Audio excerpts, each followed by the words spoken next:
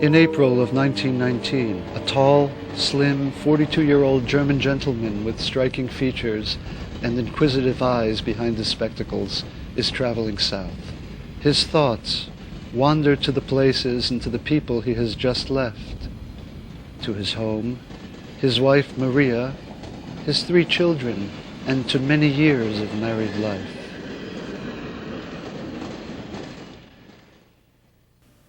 My eye sadly leaves the German roof, the German frame of the house, the gables.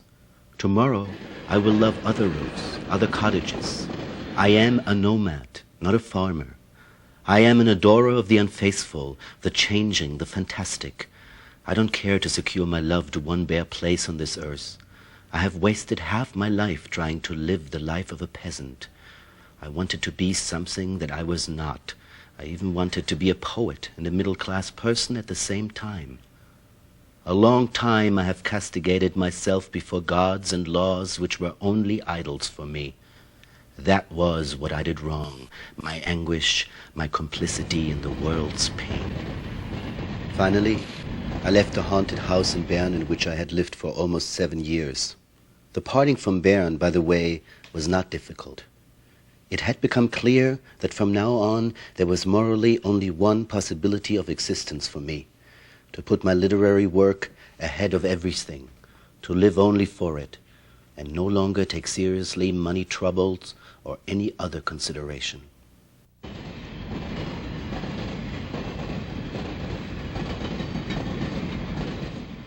She was not very healthy and could barely tolerate company and parties. She preferred to remain on her own with flowers and music and maybe a book, enclosed in a strange silence, waiting for someone to call her up and to let the world pursue its own course. Sometimes she was in such a sensitive state that anything alien hurt her and made her cry.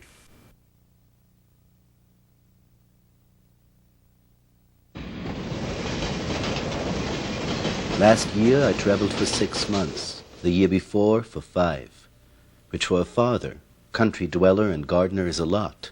And when I came back sick from my last trip, I thought that all this had to stop for a while. However, as soon as I had regained some weight, one day as the golden rays of the sun were shining on the old main road, I reflected on the shortness of human life. Suddenly there was nothing left in my mind but a mad, incurable urge to travel.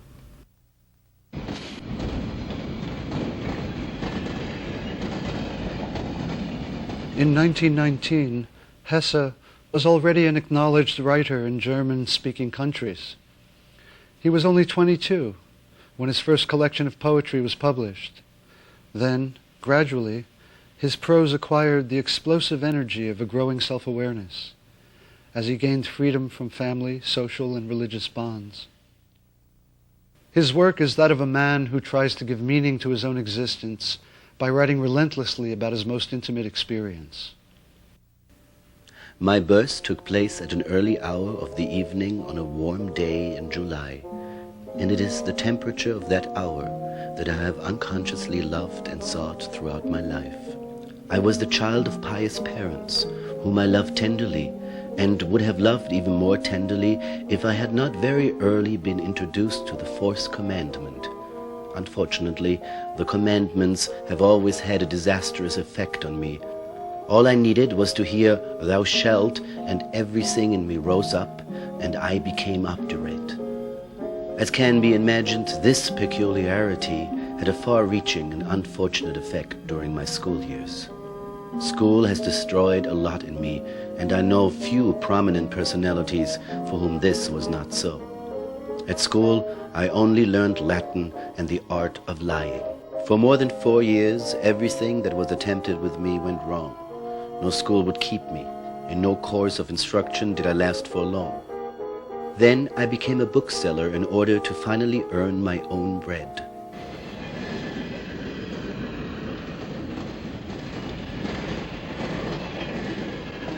In 1907, I spent 4 weeks in Monte Verita at Ascona.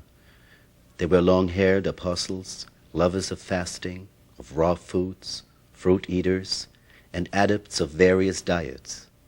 They aimed to accomplish a kind of vegetarian Zionism. They wanted to live undisturbed and without having to endure the malice of a cruel world. They all transformed their existence into a fanatical statement of an ideal for which they were ready to endure martyrdom. Any form of vegetarianism was valid, as was any attempt to reform the codes of dress. Nothing was forbidden except meat and alcohol. Eccentric exiles flocked from every part of the world. They brought along only one sin, their hatred for work.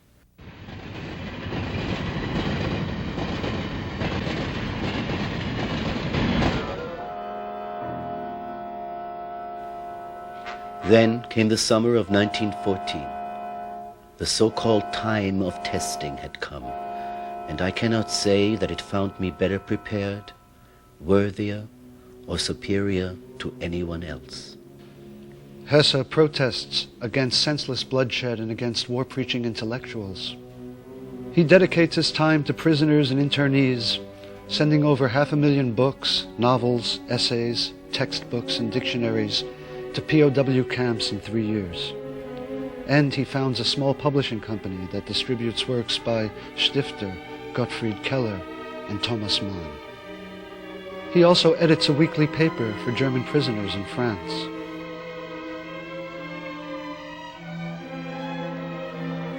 We shall never stop repeating the ancient imperative, "Thou shalt not kill." Yet there's so much killing, not only in the senseless battles, in the senseless shooting of revolutions, or in the senseless capital punishment. We kill every step we take. We kill when we close our eyes in the face of poverty, need, or shame. We kill when we let old-fashioned institutions subsist in society, in the state, in education and religion, feigning to approve them instead of resolutely turning our back on them. One can kill not only the present, but also the future. We need to progress from being beasts to being humans.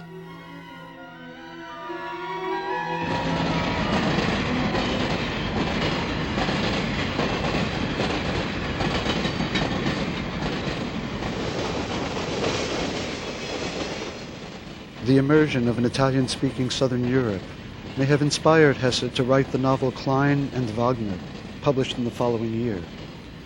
Most of the story unfolds on a train journey. The main character presents a dichotomy. Klein, meaning small in German, is the writer's repressed side, and Wagner, the well-loved great musician, expresses the yearning for a different spiritual life. Like Hesse, he flees to Ticino, to a far and exotic environment, to find his true self. During the journey, Klein understands he has lost his inner self by making the wrong choices. He had based his existence on the routine formalities of bourgeois life. He had followed the voice of reason and not that of the heart. Man deludes himself when he thinks he is leading his own life, for his soul is irresistibly drawn towards its fate. Finally, through drowning in the lake of Lugano, Klein attains enlightenment.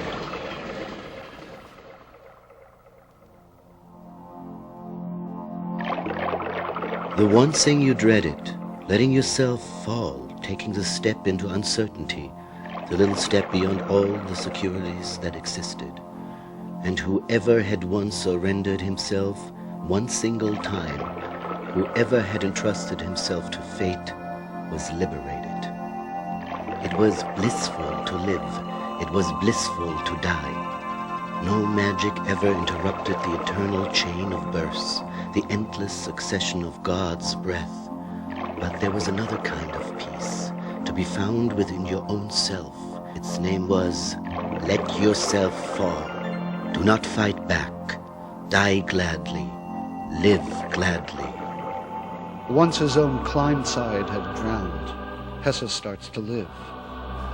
In the house called Casa Camuzzi in Montagnola, the most productive season of the writer's life, Klingsor's summer begins.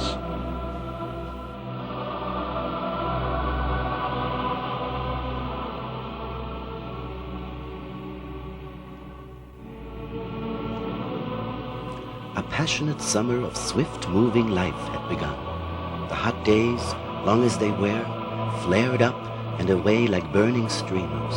The brief, sultry, moonlit nights were followed by brief, sultry, rainy nights. Swift as dreams crowded with images, the glittering weeks moved feverishly on.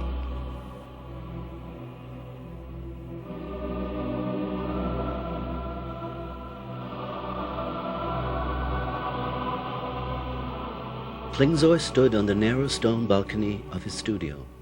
Below him, dizzyingly precipitate, the old terrace gardens dropped away.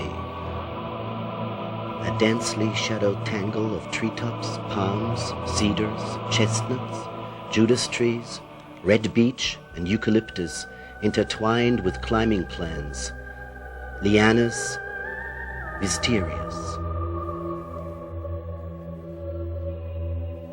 Above the blackness of the trees, the large glossy leaves of the summer magnolias gleamed pallidly. From the massed leafage, penetrating and rousing, a tartly sweet smell of lemons drifted toward him. From some indefinite distance, languorous music winged its way to him. Perhaps a guitar, perhaps a piano, there was no saying.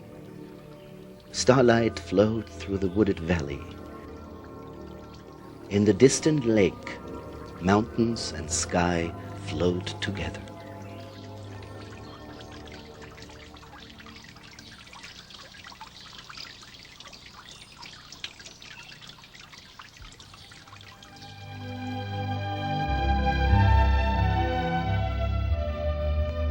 And so I have lived for the last 12 years in Casa Camuzzi. Garden and house appear in Klingsor's Last Summer and in other of my compositions.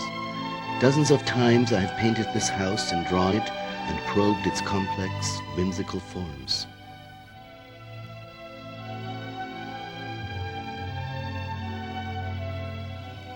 I owned none of it whatever, nor did I have the whole house, but rented only a small apartment of 4 rooms.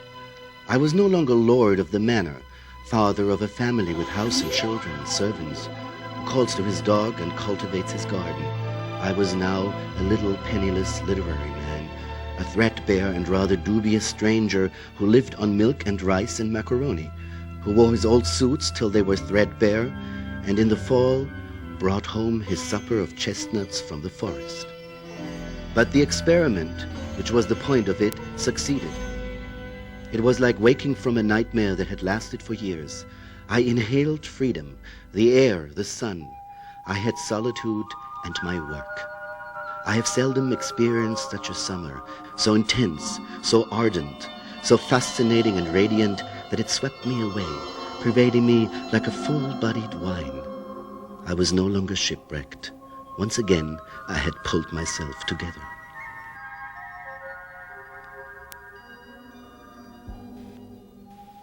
In this torrid summer of 1919, the sensational encounter between the landscape of Ticino and the poet who hailed from the north takes place.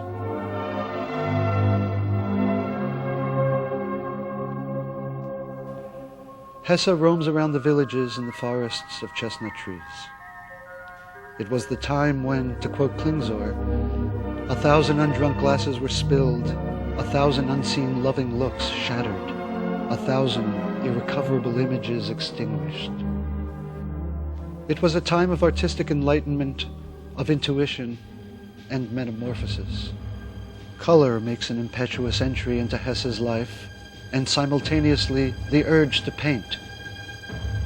Suddenly, at the age of 40, I began to paint. Not that I considered myself a painter or intended to become one, but painting is marvelous. It makes one happier and more patient. Afterwards, one does not have black fingers as with writing, but red and blue ones. At this painting, too, many of my friends have taken offense. I don't have much luck that way. Whenever I undertake something very necessary, auspicious, and beautiful, people become cross. They would like one to stay as he is. They don't want one's face to change. But my face will not conform. It insists on changing often. That's a necessity. Another reproach thrown at me seems to me fully justified. People say that I have no sense of reality. The poems I write as well as the little pictures I paint do not correspond with reality. I admit that my own life frequently appears to me exactly like a legend. I often see and feel the outer world connected and in harmony with my inner world in a way that I can only call magical. Vater hat ja in der Zeit nach dem Ersten Weltkrieg zu malen begonnen und für ihn war das sehr wichtig. Ich kann es nicht wörtlich sagen, aber er sagte ja verschiedene Male und hat es in Briefen ausgedrückt, das hätte ihm eigentlich geholfen, überhaupt die schwere Zeit zu überleben, was er gemalt hat. Und ich wurde selber auch Maler, weil ich bei meinem Onkel Amiet war damals. Und so in der Zeit von 1920 bis 1931 habe ich den Vater jedes Jahr mindestens einmal besucht in Montagnola. Und da gingen wir sehr oft miteinander malen, manchmal den ganzen Tag über.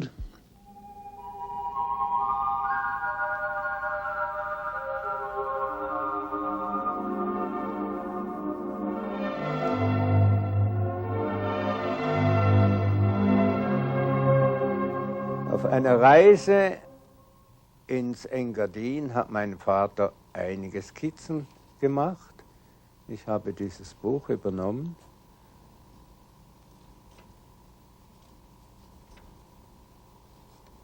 Und dann ist er vom Engadin aus ins Tessin gefahren. Und im Tessin, das weiß ich wieder aus einem Brief, hat es dauernd geregnet, tagelang, und er hat also hier begonnen mit Selbstporträt.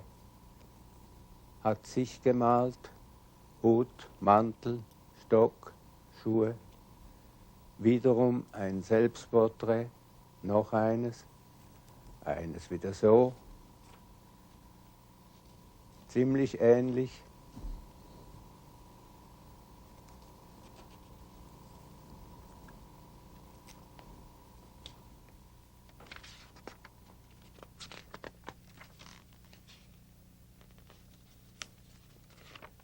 Beim Malen hat er eigentlich nie gesprochen und so, da war er ganz einfach auf seine Arbeit konzentriert.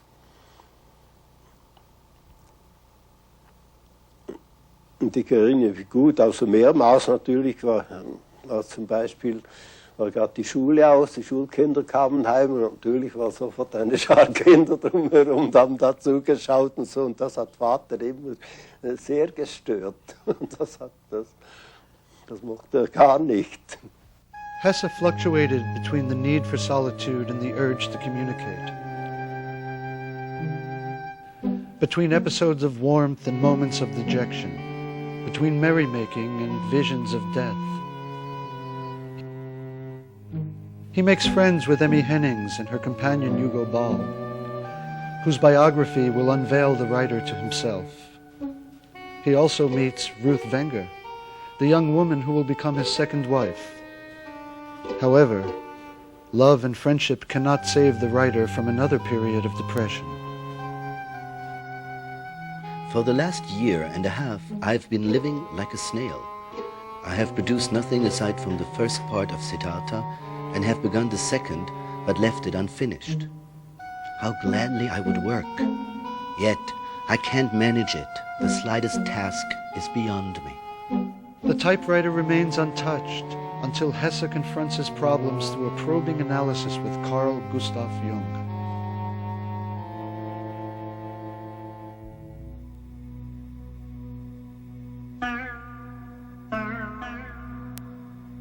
Siddhartha, like Hesse himself and like most of the characters in his books, is a seeker, one who is not satisfied with the superficial, but who wants to understand who he is and the meaning of his relationship to the world.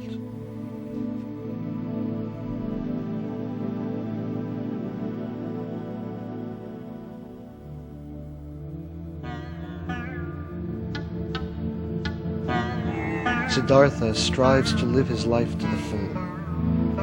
He passes from one experience to the next, does not settle with any teacher, and does not consider any acquisition as final, as he pursues his quest for wholeness.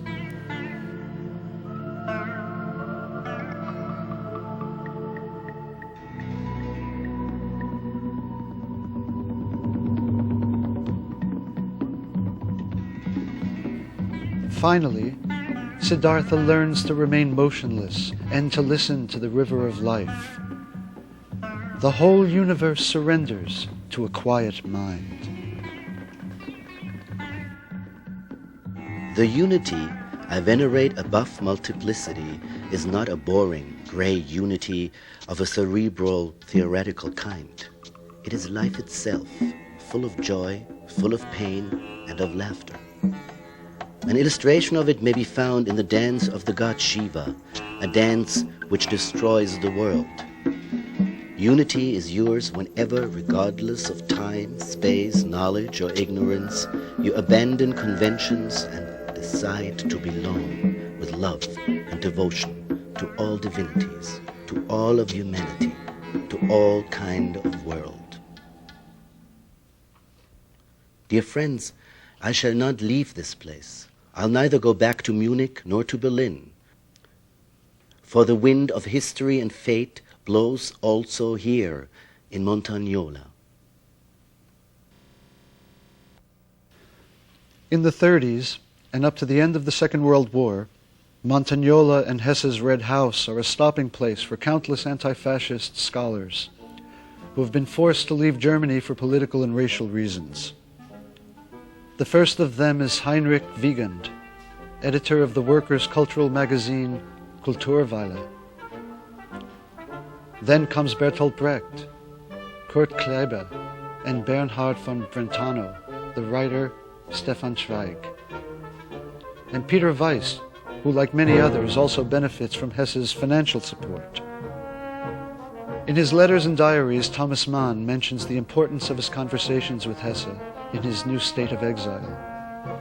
As for Hesse, he has already foreseen at the beginning of the 20s the turn of events in politics in Germany.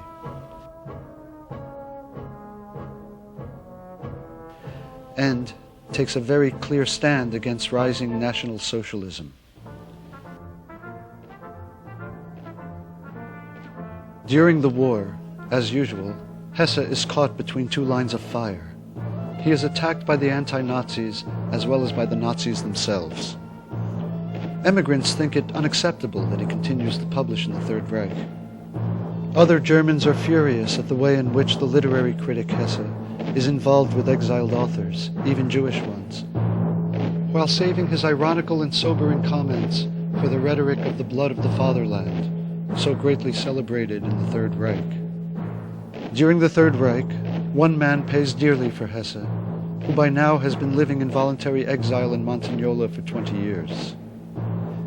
Accused of having published books that are considered misleading by the Nazis, the publisher Peter Surkamp is sent to a concentration camp, where he is beaten so brutally that he dies a few years after the war. At the end of the war, Hesse is one of the few German literary personalities to have retained his integrity.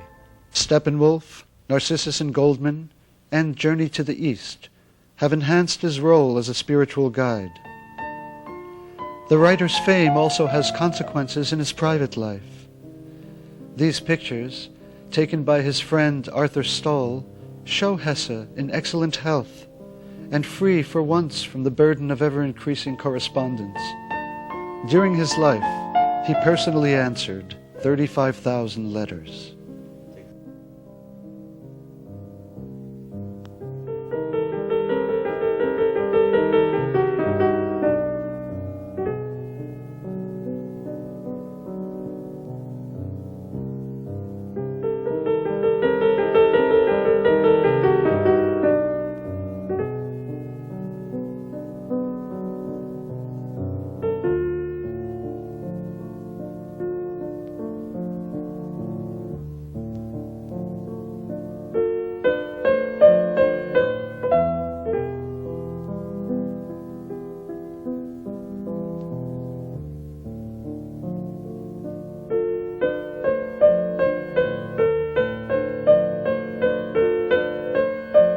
A game of bowls in one of his beloved grottos at a local inn is a rare moment of relaxation.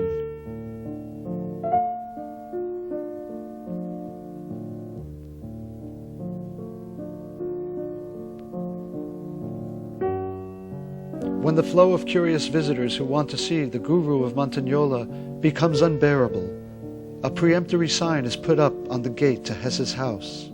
Ja,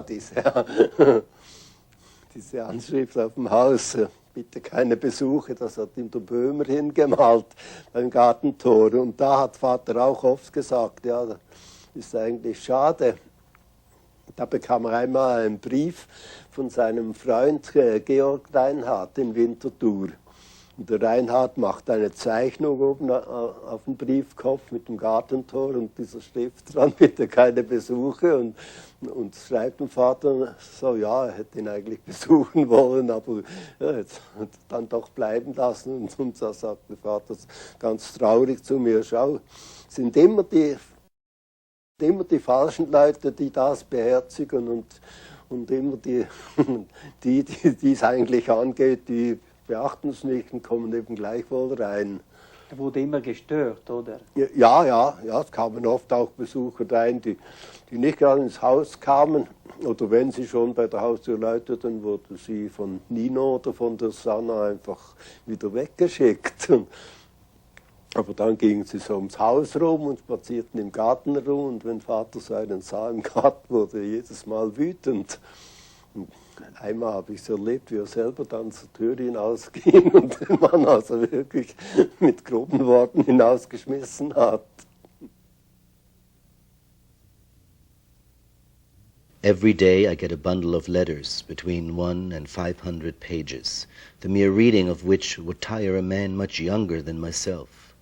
An endless flow of petitions and problems crowd my room, my eyes, my head, and my heart, and show me a suffering, disoriented, yet also stupid and vulgar humanity. Er hat öfter gesagt, ja, das ist wirklich eine schwere Last, die auf mir liegt mit den Briefen, aber andererseits war es ihm doch auch irgendwie ein Bedürfnis, die vielen Briefe zu bekommen und auch zu beantworten. Er sagte zu mir auch, ja, manchmal möchte ich gern an meiner Sache etwas schreiben und so, aber die Zeit reicht kaum dazu. Fast den ganzen Tag habe ich eben Briefe zu schreiben. Warum leistet er nach Ihrer Meinung diese Art Sozialarbeit?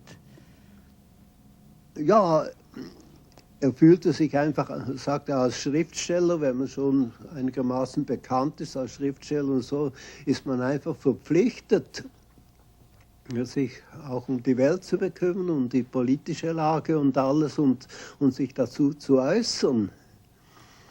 Und das hat er sehr, sehr ernst genommen. Enlightenment cannot come from without. It can't even come from me. You can find it only within yourself, for you will never encounter the teacher who will spare you the effort of seeking. If you listen carefully to your inner voice, you will find a way. I always have to seek it too, day after day. The life of every man leads him towards his own self. It is an attempt to find a way, the trace of a path. No man has ever been entirely himself, yet each one strives to become such, some groping blindly, others in a conscious way. Each one bears within himself, up to the end, the remnants of his own birth, the moods and eggshells of a primeval world. Some never become men, they remain frogs, lizards, ants, yet in each one there is an impulse of nature towards man.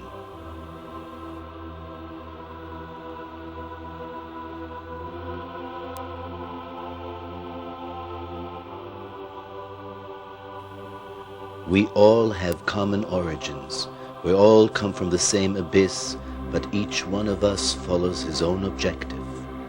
We can understand one another, but each one can only interpret for himself. When I was a child, I perceived the bizarre shapes of nature and inanimate objects not by observation, but by surrendering into their charm and their implicit language. Cracks in glass, oil stains floating on water, surfacing roots of trees, colored veins in stone. I was enraptured by all of them. Abandoning oneself to irrational, strange, and complex forms of nature leads to a feeling of harmony between our hearts and the will that gave rise to such shapes. We make a simple yet fatal discovery. We realize the extent we ourselves are creators, our souls forever participating in the eternal creation of the world.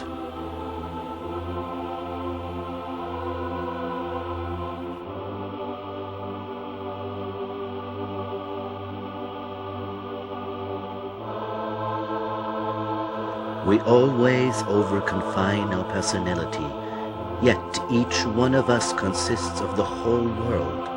As our bodies contain the genealogical tree of evolution way back up to the fish, and earlier still, so we keep in our souls everything that humanity has ever experienced. All the gods and devils that have ever existed are within us as possible realities, as desires, and as escape routes.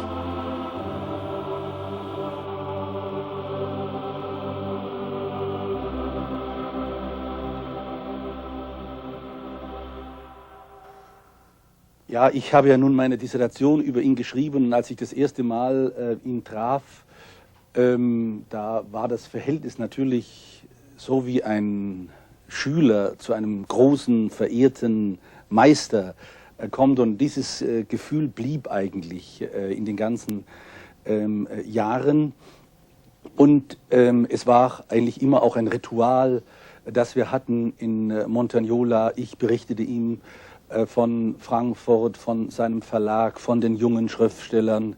Er erzählte mir von seiner Lektüre und von dem, was er machen musste. In den späteren Jahren war seine Hauptaufgabe ja vorwiegend das Lesen und mögliche Beantworten von Briefen. Diese Briefe waren ja einfach so Kanäle seiner Kommunikation, die er noch hatte. Und eines Tages, nach dem Mittagessen, entschuldigte er sich, stand auf und sagte, er müsse jetzt den Brief eines 18-Jährigen beantworten, der ihn gefragt habe, was ist das Wichtigste im Leben? Und dann fragte mich Hesse, ja, was würden Sie diesem jungen Mann schreiben? Natürlich erstarb in mir überhaupt schon die Möglichkeit des Denkens in dieser Situation. Was sollte ich sagen? Was ist das Wichtigste in einem Menschen? Darauf sagte Hermann Hesse, also, wenn wir es nicht wissen, dann gehen wir doch zu Konfuzius. Und Konfuzius beantwortet die Frage, was ist das Wichtigste, mit dem Satz, Treue zu sich selbst und Güte zu anderen. Und ich muss sagen, ich finde das ein großartiges Lebensprinzip. I have never lived without religion and could not live a single day without it. But all my life long I have done without a church. This admirable Catholic Church is in my eyes only worthy of reverence at a distance. And as soon as I approach, it has a smell like every human institution, a strong smell of blood, power, politics, and loss of individuality. I believe in an indestructible religion that is beyond, within, and above creeds. I do not believe in science. I do not believe in the politics of the present day, and neither in the present way of thinking, believing, enjoying oneself. I do not share a single one of the present day ideals. However, I do not lack faith. I believe in the laws of humanity that are millenary, and I believe that they will survive the disorder of our time. Some time ago, this land had a feel of the Middle Ages, of paradise and southern lakes. Now, Ticino has been invaded and conquered. Tourists flock here like locusts. In the small town of Lugano lives the equivalent of 1/4 of the population of Berlin, 1/3 of Zurich, 1/5 of Stuttgart and Frankfurt. There are 20 people per square meter, and every day many are crushed with no sign of any decrease. Every express train releases new swarms. In a few years, the countryside will be flat as a consequence of the trampling. Tourists find everything splendid and enchanting. They do not notice to what extent, year after year, they are transforming one of the few corners of paradise still left in Europe into a suburb of Berlin. Money, industry, technology, and the spirit of modernism have taken control of this landscape that was charming until a while ago. We, the old friends, connoisseurs, and discoverers of this land, are now included in the troublesome and old-fashioned elements that are either put aside or destroyed.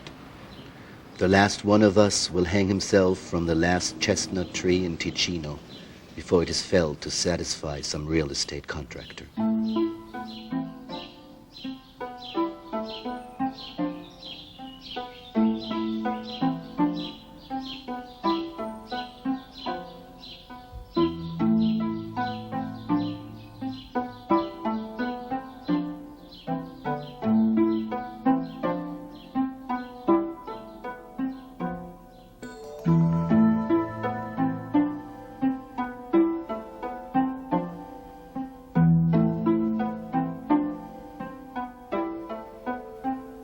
I'm not very worthy as a painter, being just an amateur.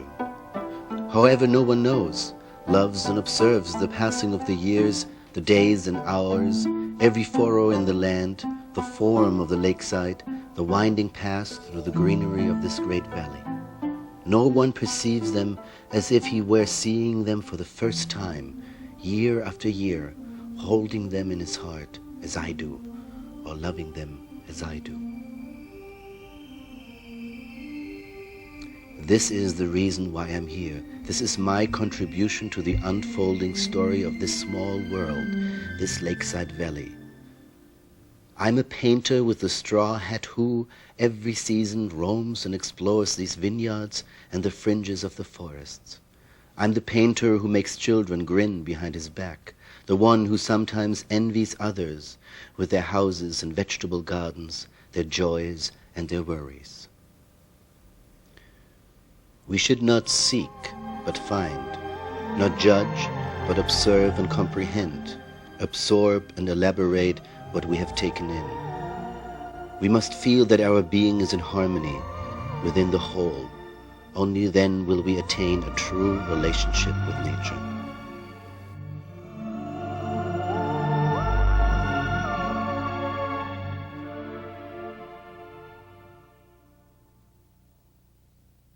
I am not a leader and do not speak to the masses.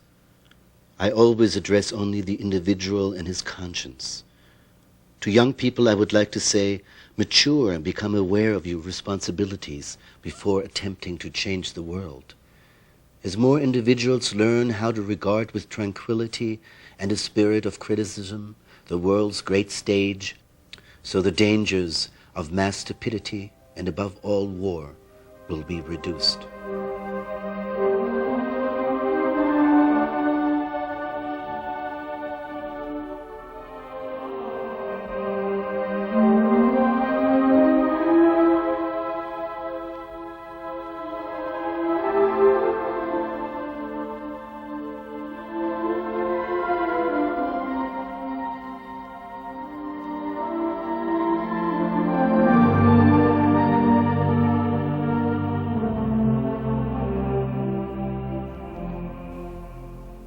Here, in the garden of old age, bloom many flowers to whose cultivation we once barely gave a thought. Here blooms the flower of patience, a noble blossom.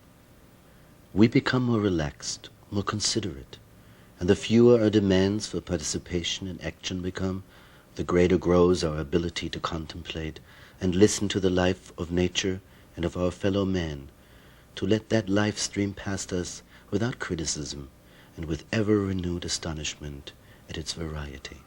Yeah, that's good.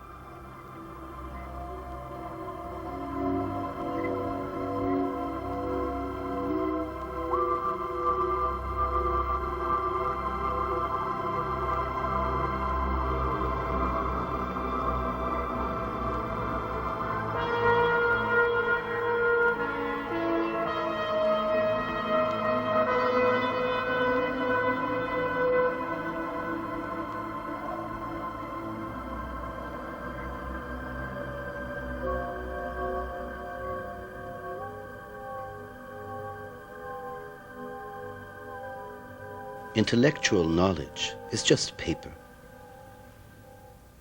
Reading in an absent-minded, distracted way is exactly like walking through beautiful countryside with your eyes closed.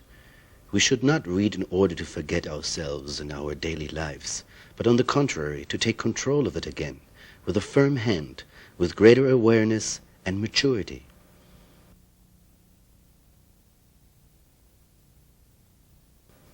The world has decided to stone me to death with prizes, congratulations, telegrams, and 7,000 letters.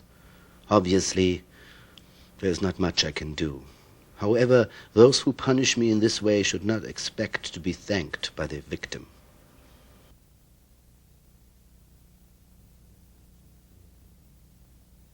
Reading fills my day. For me, in my present state of restlessness, it is a kind of opium to which I abandon myself for whole days. It is a task free of material considerations.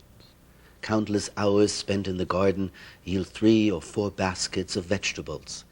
Gardening has a religious quality. Kneeling on the ground, pulling weeds, one celebrates a kind of rite that is continually renewed. Once I have finished clearing 3 or 4 flower beds, the first one is already thick with weeds again. So hier und da im Gespräch, mehr nur nebenbei, hat er seine Arbeit erwähnt. Also meistens die Arbeit, an der er gerade arbeitet. So hat er mir zum Beispiel mal im Garten, wie wir beim Jäten waren, hat er mir gesagt, weißt du, die meisten Leute schauen das für eine sehr, sehr langweilige Arbeit an. Aber mir ist es gar nicht langweilig. Beim Jäten, da ist ein großer Teil des Glasperlenspiels entstanden. Es ist eine Arbeit, die Hände sind beschäftigt, es braucht aber keine besondere Aufmerksamkeit und somit ist der Geist frei und kann arbeiten. Und zwar kann er so viel besser arbeiten, wenn die Hände mit irgendetwas mehr oder weniger Mechanischem beschäftigt sind, als wenn man einfach so da sitzt und denkt, jetzt sollte etwas gehen. I have not forgotten your letter. My eyes are strained and have been almost constantly painful for several years. My hands are deformed by arthritis and gout. Only grudgingly and clumsily do they allow me to write or type letter after letter. My eyes would prefer to look at flowers, kittens, or the verses of a poet rather than a letter. My hands would also prefer more pleasant pastimes for themselves.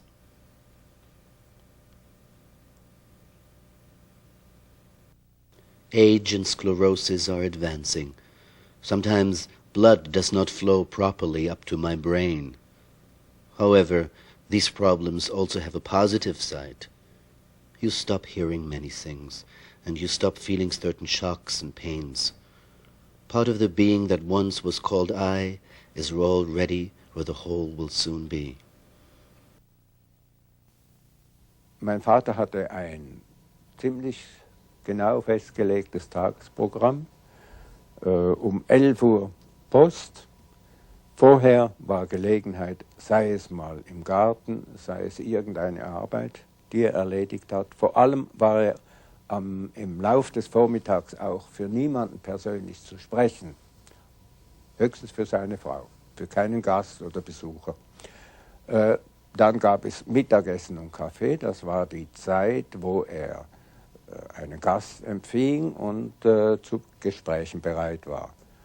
Abends war es in der Regel so, dass er nach dem Essen, das man gelesen hat, er legte sich hin und hörte sehr aufmerksam zu und entweder seine Gattin oder auch einer von den Söhnen hat vorgelesen.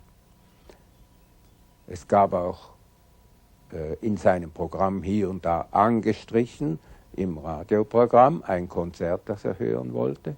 Je nachdem, in welche Tageszeit es fiel, konnte der Gast oder Besuch oder Sohn, wer da war, konnte mithören. One must be reconciled with old age and everything it brings with it. One must say yes to it. Without this yea, without submission to what nature demands of us, the worth and meaning of our days, whether we are old or young, are lost and we betray life. We demand that life should have meaning, but life has precisely the meaning that we wish to bestow on it. Life acquires meaning only through love. The more we are capable of love and dedication, the more our lives will be rich with meaning. Every kind of love and sharing enriches us, while every effort to possess material goods and power deprives us of strength and leaves us poorer. Oh, wisdom is all so simple.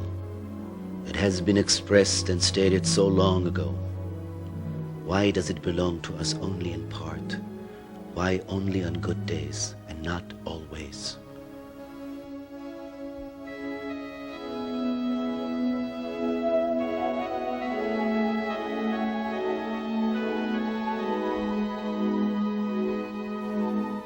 He was transformed. This time he had attained the right metamorphosis, the eternal metamorphosis, because what had been half had become whole.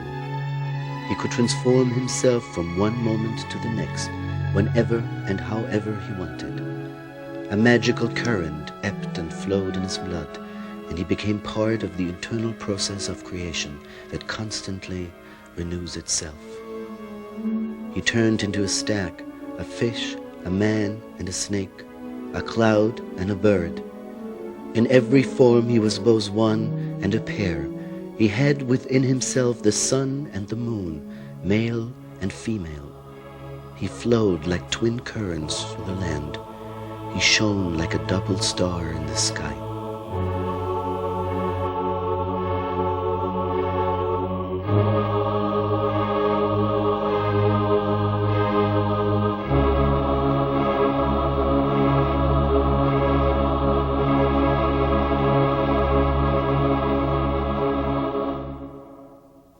La signora Hesse mi telefonò la mattina che il marito non era sceso alla colazione ed era molto preoccupata per questo.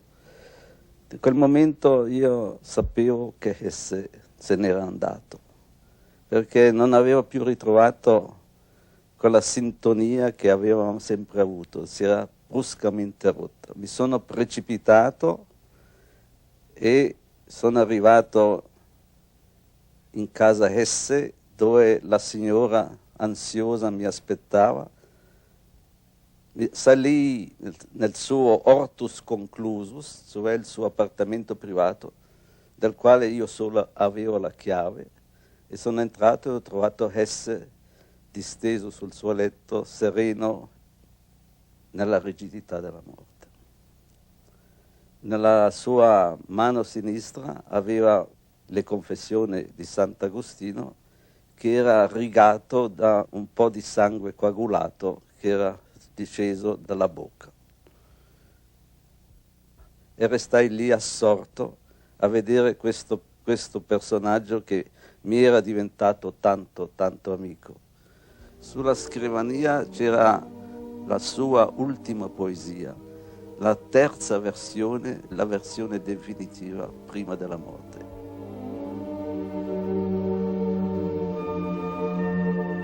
A branch, broken and split, dangling year after year, creaking its song to the wind, with neither leaves nor bark, bare, wan, worn out by a long life and a long death.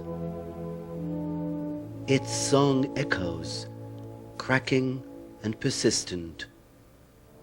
Stubbornly, it resounds with secret anguish for yet another summer, yet another winter.